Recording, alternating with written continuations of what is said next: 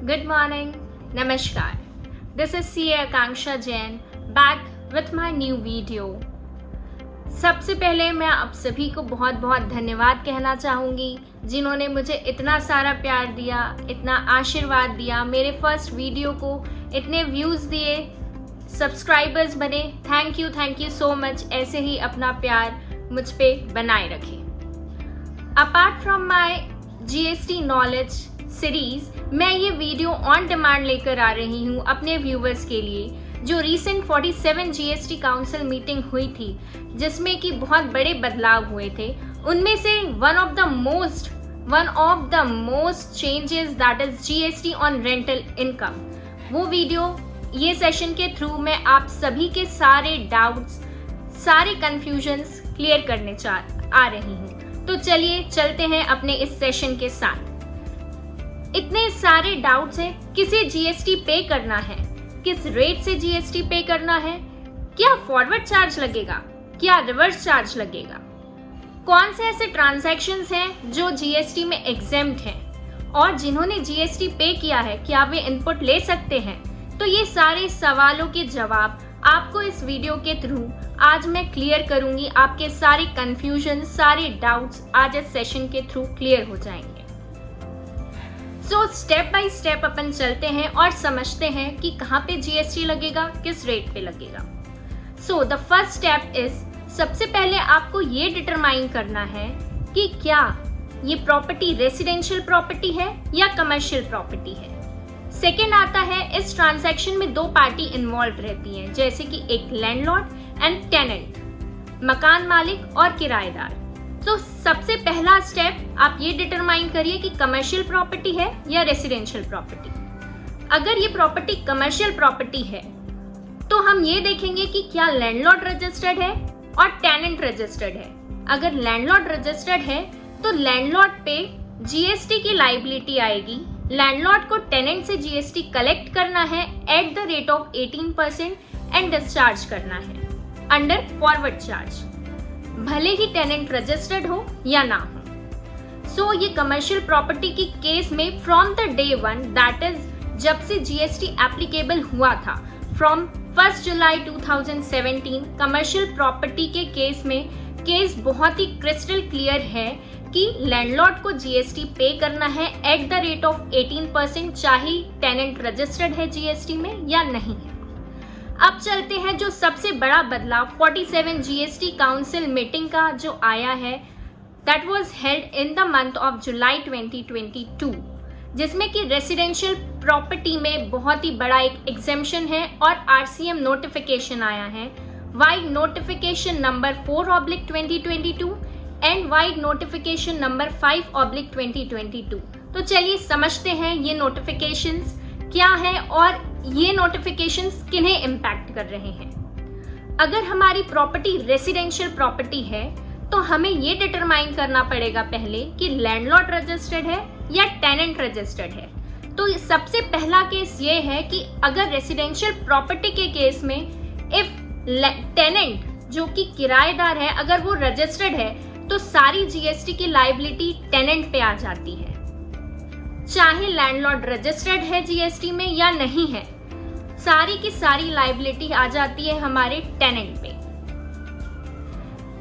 Renting of residential property for the purpose of residence और for the purpose of commercial to registered person means चार चीजें आपको बहुत ही ध्यान देनी है।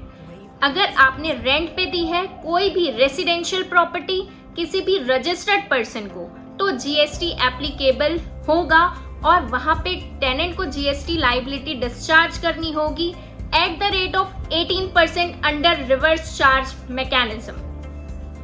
दैट इज टेनेंट को ही अब GST लायबिलिटी डिस्चार्ज करनी है और सारे GST लॉ के प्रोविजंस एप्लीकेबल हो जाएंगे टेनेंट के ऊपर as if he is the supplier under the GST act.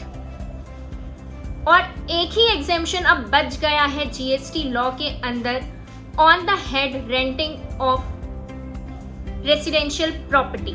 That is अगर आपने रेसिडेंशियल प्रॉपर्टी रेंट पे दी है किसी भी अनरजिस्टर्ड डीलर को, ध्यान दीजिएगा दोस्तों, यहाँ पे सिर्फ और सिर्फ एक ही एग्जेम्पशन है कि आपने कोई भी रेसिडेंशियल प्रॉपर्टी रेंट पे दी है किसी भी अनरजिस्टर्ड पर्सन को, तो ही आप जीएसटी के दायरे से बाहर हैं। अदरवाइज आप जीएसटी में फॉल करेंगे और जीएसटी आपको डिस्चार्ज करना है at the rate of 18% under reverse charge mechanism with effect from 18th of July 2022।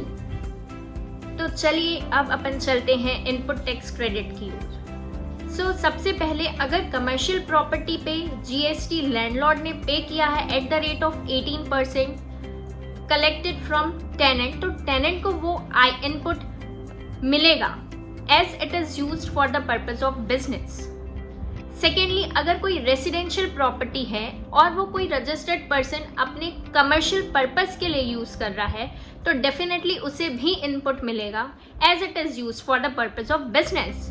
But अगर वो रेसिडेंशियल प्रॉपर्टी कोई रेसिडेंस पर्पस के लिए यूज कर रहा है, दैट इज उसका पर्सनल नेचर के लिए यूज कर रहा है, जो कि वो रेंटल एक्सपेंडिचर उसका पर्सनल एक्सपेंडिचर कहलाएगा, उसका इनपुट उसे नहीं मिलेगा as it is used for the personal nature. So जो दो सबसे बड़े अमेंडमेंट है इस नोटिफिकेशन के बाद वो ये है कि जो भी रजिस्टर्ड पर्सन है एज अ टेनेंट यूज कर रहा है रेसिडेंशियल प्रॉपर्टी को कमर्शियल पर्पस के लिए, तो उसे जीएसटी डिस्चार्ज करना होगा under reverse charge at the rate of 18% and that too in cash.